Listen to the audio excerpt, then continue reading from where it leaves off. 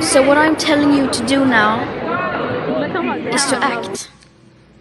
Hundreds of protests going on all around the world today as young people, school children from Australia to Iceland come together to protest about what they're calling the crisis of their lifetime. Climate change, of course, and what they see is politicians' inability or unwillingness to do anything about it.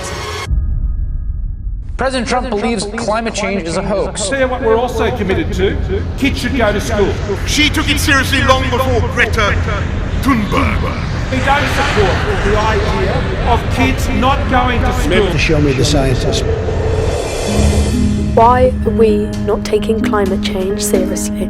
I think the reason that some people are less concerned is because they go around their daily lives being content with how everything's going for them, and in their little society it doesn't seem like anything's happening, and they forget to take that big step back and realise, how are my actions today and now affecting the whole world as a whole? Companies do profit from making all these single-use plastics. Why would they change anything if they're profiting? I've given a lot of thought to this, and I think it's because I'm used to basing my conclusions on evidence-based work, and a lot of the climate change type of situation is very emotive. I think that we as a generation aren't directly impacted by it, which makes it hard to resonate with it and therefore make changes to our day-to-day actions. Do you think environmentalist groups have taken it too far?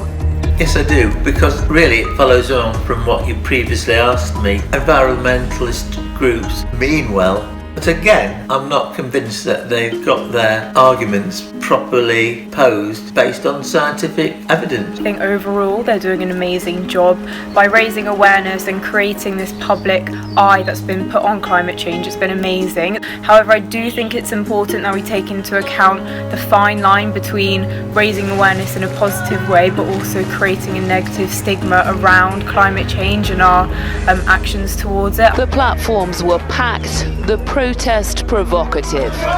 If you look at history, no one's ever changed anything without civil disobedience and lots of noise, so I think we have to make noise to make a change. People going to climate marches aren't exactly practicing what they preach. What would be interesting would be to see how much litter is left over after all these marches and how much pollution is being created because of stopping cars. What are you doing at the moment to help the environment? Well, personally, I like to make a conscious effort with deciding what things I buy.